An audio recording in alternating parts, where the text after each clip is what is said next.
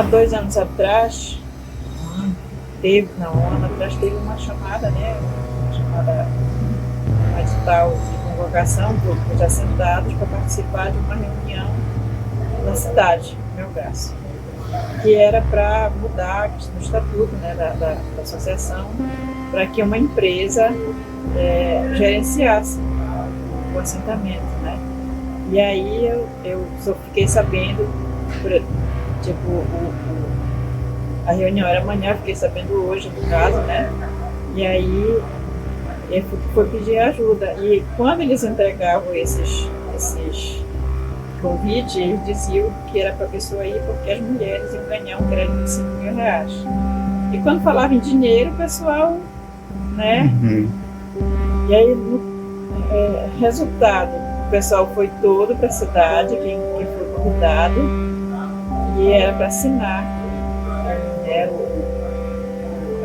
a liberação para que a empresa tomasse conta, então gerenciasse o assentamento. Depois a gente ficou sabendo que essa empresa não era só para extração de madeira, mas que também a questão da usina de carbono, né? Então tudo está envolvido. Aí de lá para cá ficou tudo lento, com aquele silêncio, claro, porque eles pagaram a assinatura do que eles queriam pegar, né, da maioria. Então pegaram a assinatura, o povo não soube, até hoje, não se sabe direito o que é esse crédito de carbono, né? E aí a gente deduz que o cidadão fica negociando, né? Bom, eu me sinto assim, digamos assim, lesado, né? Por essa situação. Visto que acontece uma coisa lá que a gente desconhece, que a gente não sabe nem qual é o rumo disso, entendeu? Então, o nosso intuito hoje de vir aqui é exatamente pedir um esclarecimento, ver qual é a medida cabível que a gente pode tomar para estar reivindicando essas coisas, né? Saber como vai se resolver isso aí. Eu me sinto, sinceramente, revoltoso, angustiado, porque depois de nós ter tantas políticas públicas, o município de Portel, e nós não ter esse conhecimento, não só por parte do governo, mas por outros que passaram. Eu vejo dessa forma, entendeu? De chegar aqui, essas políticas públicas serem implantadas com mais atenção, com mais respeito ao nosso direito. É isso que eu me sinto, sinceramente, tomate não sou triste e revoltado dessa forma, entendeu? Porque deveria ser aplicado de uma forma, ou reconhecer nós de uma forma como ser humano, como cidadão brasileiro e portelense, porque nós temos o direito, acredito, de ser reconhecido. Eu me sinto angustiado.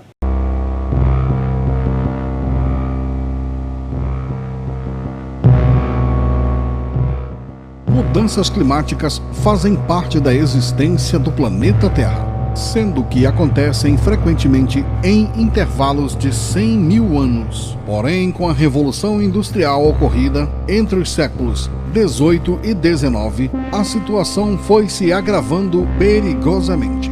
Para entender como isso ocorre, é bom saber que a atmosfera é formada principalmente por gases como oxigênio, nitrogênio, vapor de água e gás carbônico, sendo que o gás carbônico possui a capacidade de reter na Terra parte da radiação solar, mantendo a temperatura média da Terra em torno de 14 graus, o que favorece a existência da vida no planeta.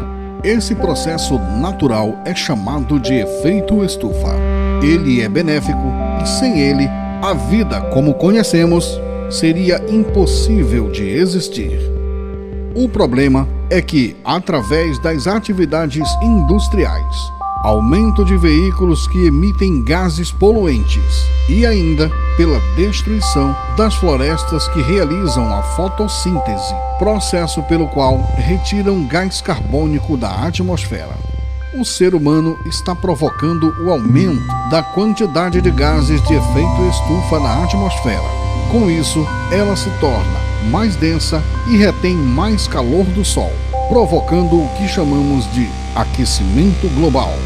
O aumento da temperatura do planeta provoca o derretimento das calotas polares. Com a elevação do nível do mar, inundações, tempestades em algumas regiões, secas em outras, furacões e disseminação de doenças. O sinal de alerta sobre os danos humanos ao planeta ocorreu em 1988, na Conferência da ONU sobre o Clima em Toronto, no Canadá.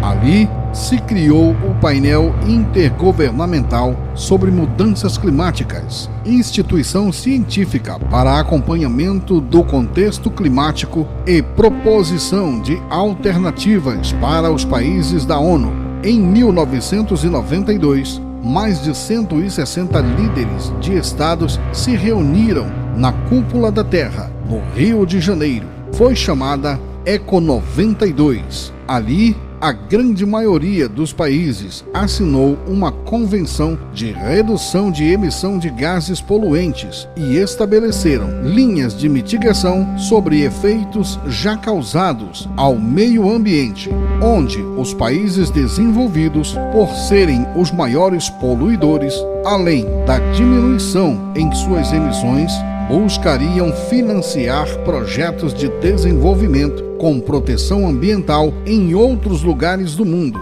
recebendo por tal investimento os certificados de redução de emissões. Assim nasceu o mercado de carbono.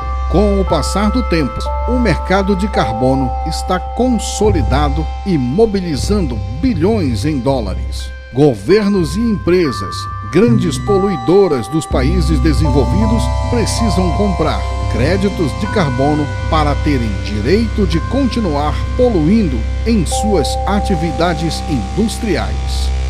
A Amazônia, que sempre foi a menina dos olhos dos preservacionistas, agora também é a mina verde cobiçada por capitalistas de atuação ambiental, governamental ou privados, que desenvolvem projetos junto às comunidades amazônicas sobre o pretexto de promoção do desenvolvimento sustentável dessas comunidades, mas que, na verdade, se constituem apenas em meios de obtenção de lucros sobre a continuada pobreza e cultura secular dessas populações, por meio de elaboração de projetos ambientais em nome delas e comercialização de tais projetos em bolsas nos Estados Unidos e na Europa, sem que os povos amazônidas recebam de fato qualquer compensação financeira por suas ações de cuidado e preservação de suas florestas e rios. Por provocação do Sindicato dos Trabalhadores e Trabalhadoras Rurais de Portel, o Ministério Público do Pará, por sua promotoria agrária, realizou em 24 de janeiro de 2023, em Portel, uma audiência pública, reunindo a sociedade civil e representantes de diversos órgãos governamentais relacionados com a questão fundiária e ambiental, para escuta das denúncias das comunidades e tomada de conhecimento sobre quais são as políticas federais, estaduais e municipais implementadas ou em implantação sobre a temática do crédito de carbono no município de Portel. O STTR, que é o Sindicato do Trabalho da FETAG, da CONTAG, enviou ao MP um pedido de audiência pública para discutir nessas questões dos créditos de carbono, os projetos de crédito de carbono, principalmente em Portel, porque existem 4 grandes projetos no município que são vendidos crédito de carbono desde 2008. E que comunidades ribeirinhas que vivem há décadas na floresta não sabiam disso, né? Consequentemente, a partir pós-pandemia, nesse processo todo de que ficamos, né, um problema muito sério de não poder sair, apareceram várias empresas, né, com projetos de crédito de carbono na região. Começa em 2018 com uma série de visitas do sindicato STTR de Breves, que descobre que tem venda de carbono, de crédito de carbono, na reserva extrativista do Mapuá. E daí a gente começou a perceber que não era só Breves, que tinha também alguns movimentos em Portel para fazer cadastro ambiental rural, e esse cadastro ambiental rural ia ser utilizado para venda de crédito de carbono. Como as pessoas começaram a perguntar, começamos também a buscar parceiros, né, para poder tentar achar, puxar o fio desse novelo, né? Foi quando o WRM fez um estudo profundo sobre Portel e descobriu que 710 mil hectares de Portel estão sob contratos de crédito de carbono. Todo mundo pegou um susto. e descobre que esses créditos eram negociados pela Air France, que é a companhia aérea de aviação, pelo Liverpool, time de futebol, né, Liverpool. Então, assim, gente rodando dinheiro a partir desses créditos sem que o povo portelense soubesse disso.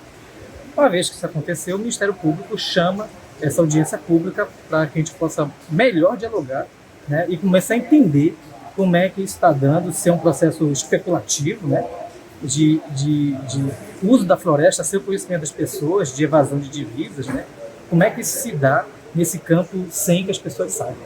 Nós não podemos ser responsáveis pelo aquecimento global, pela destruição do ecossistemas e dos biomas do planeta, do mundo. Outra coisa, nós lideranças, porque eu sou liderança espiritual do meu território, não podemos ser responsáveis assinando contratos de má fé, colocando em dúvida e fazendo, como é que eu vou dizer, impedindo gerações futuras do nosso território a acessarem o que hoje nós temos.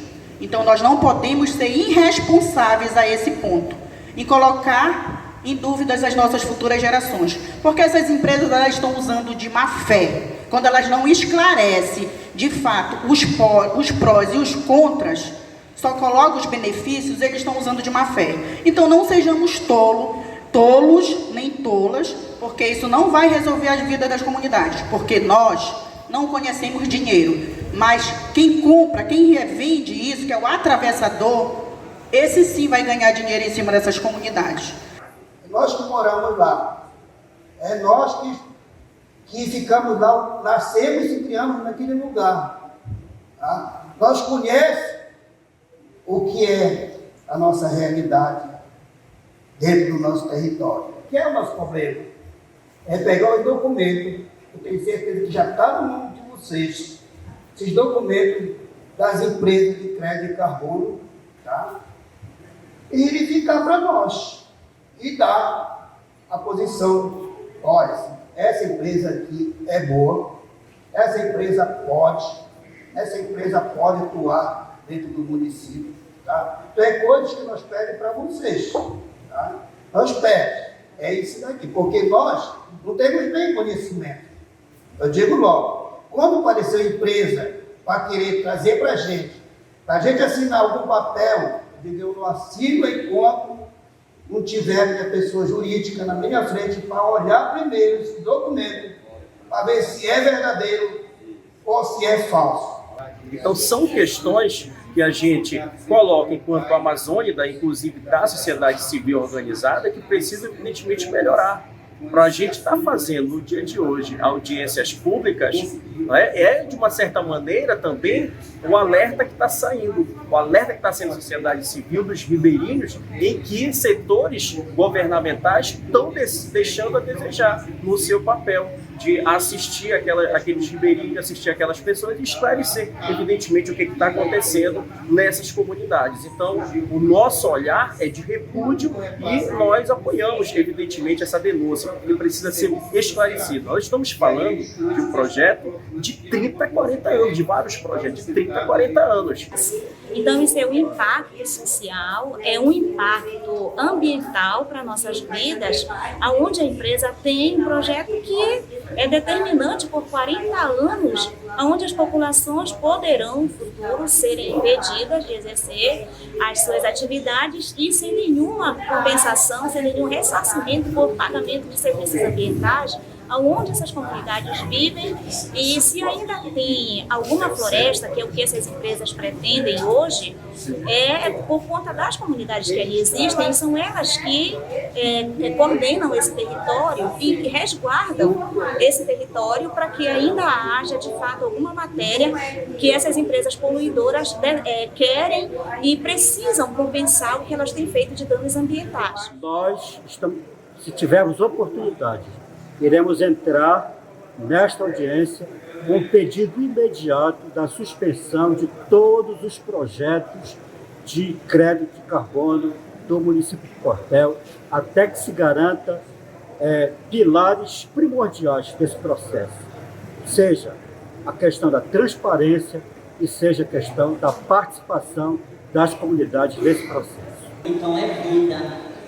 Então eu coloco aqui como proposta para a mesa a questão do plebiscito e logo em seguida titular cada nossa querida cidade, né? Então as entidades representativas e a paridade dos nossos dados para entregar em mãos dos empresários. Do seu ponto de vista, que me sustenta. Veio para participar e contribuir com você.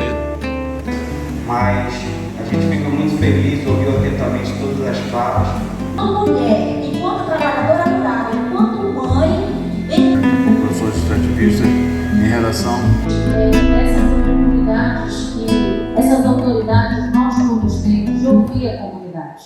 Então eu queria pedir desculpa para vocês pelo adiantado da hora. Nós temos aqui na região vários assentamentos e temos uma questão fundiária bem complexa na região amazônica e aqui no município de Portel, e tem-se observado que esses contratos não têm respeitado aí essas questões fundiárias, essa questão dos assentamentos. Então essa discussão ela precisa ser colocada à tona para que as instituições tomem as providências. Depois da audiência pública, o Ministério Público deve direcionar as suas ações. Então, antes de agir, ele vai querer ouvir uma boa parcela da comunidade que vai estar representada aqui hoje, assim como as instituições. É para trazer à tona tudo que está obscuro, né, dentro das comunidades, dentro dos assentamentos. E aí, isso foi levantado na audiência pública e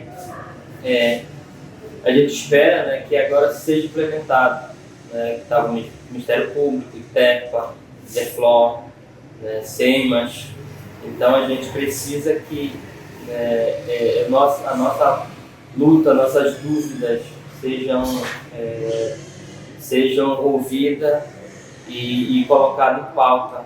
Inclusive a gente já tem discutido em algumas regiões, né, já prevenindo essas regiões do nosso estado, que pode estar chegando para lá essa questão do crédito de carbono. Então a gente já precisa estar prevenindo nossos agricultores de outras regiões. Então, a partir do surgimento aqui no município de Portel, com as informações repassadas pela nossa regional da FETAG, a gente já começou a discutir internamente na federação e juntamente com a CONTAG, a gente já tem essa discussão do crédito de carbono. Os contratos estão acontecendo, né?